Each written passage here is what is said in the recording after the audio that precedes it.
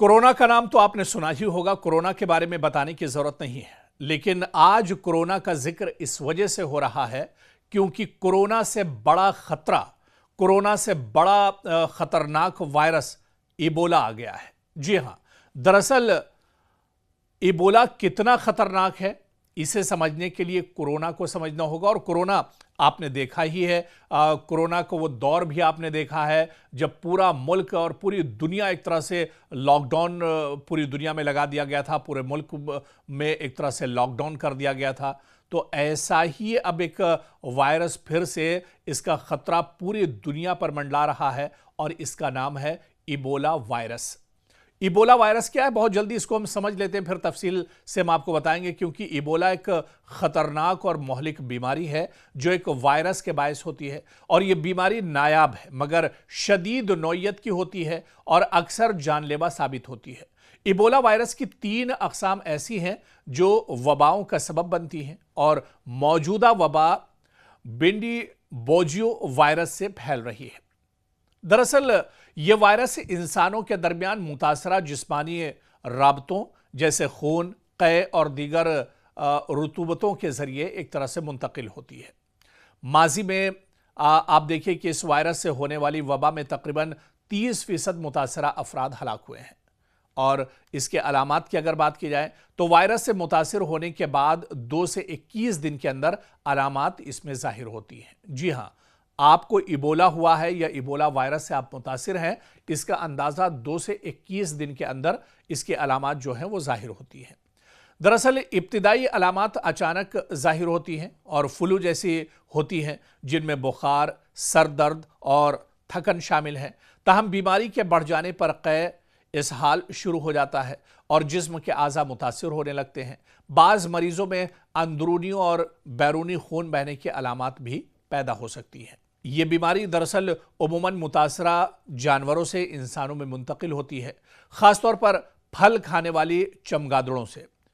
और आप देखिए कि इबोला की 3 में से 1 किस्म ज़ेयर के लिए वैक्सीन दस्तयाब है। ताहम इस वायरस की जो किस्म इस वक्त फैल रही है यानी बेंडी बोजियो, इसके लिए ताहाल कोई मंजूर शुदा वैक्सीन मौजूद नहीं है।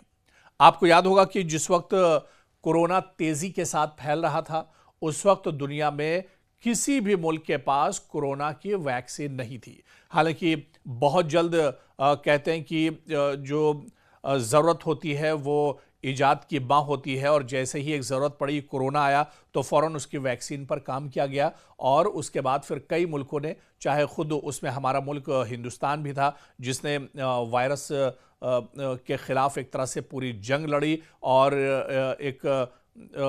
इस वायरस के रोकथाम के लिए एक तरह से वैक्सीन तैयार किया। इसी तरह से रूस की बात कर लें, अमेरिका की बात कर लें, दूसरे और जो ममालिक हैं उन्होंने भी वैक्सीन बनाए थे। लेकिन अभी इबोला को लेकर भी कोई वैक्सीन मौजूद नहीं है और इसी वजह से दुनिया पर इसका खतरा बहुत ज़्यादा है। इसकी शुरुआत दरअसल अफ्रीकी मुल्क कांगो से हुई है जहां पर इबोला के कई केस सामने आए हैं और ये दुनिया के लिए अलार्मिंग है। आपको याद होगा जब कोरोना शुरू हुआ था उस वक्त इसका फैलाव तेज़ी से चीन से शुरू हुआ था और चीन से होते हुए फिर ये दुनिया के अलग अलग हिस्सों में कितनी तेज़ी से फैल गया था और किस तरह के हालात बने थे। इससे पहले लोगों ने इतने ख़तरनाक हालात नहीं देखे थे। कुछ उसी तरह की सूरत हाल फिर ना पैदा हो, इसी वजह से माहिरीन और एक्सपर्ट अभी से इस पर नज़र बनाए हुए हैं। लगातार इनके जो केसेस जहां पर निकल कर सामने आ रहे हैं वहां पर तमाम जो तदबीर हैं उसको एक तरह से अपनाने की कोशिश की जा रही है ताकि इबोला को और ज़्यादा ख़तरनाक होने से पहले ही इसकी रोकथाम एक तरह से की जाए। हालांकि अभी इसकी वैक्सीन मौजूद नहीं है, लेकिन अब क्योंकि ये बीमारी नई नई है, ये वायरस नया नया है, इस वजह से अब इसकी वैक्सीन, इसके दवाओं पर भी एक तरह से काम बहुत तेज़ी के साथ किया जा रहा है। और WHO की भी एक तरह से नज़र बनी हुई है। हेल्थ जो इंतज़ामिया है, हेल्थ से जुड़ी हुई, सेहत से जुड़ी हुई, उस इंतज़ामिया की नज़र बनी हुई है।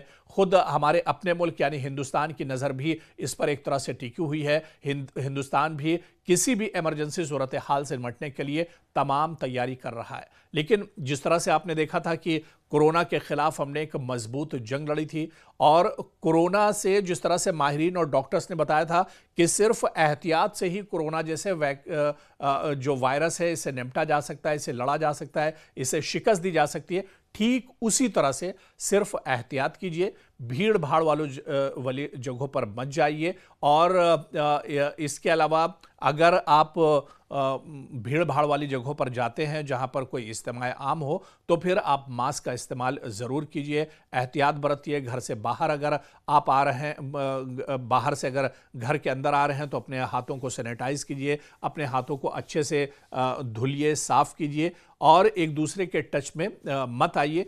दरअसल जो एहतियात है उसी के ज़रिए से हमने कोरोना को शिकस्त दी थी और इसी एहतियात के ज़रिए से हम इबोला जैसे इस वायरस को भी शिकस्त दे सकते हैं।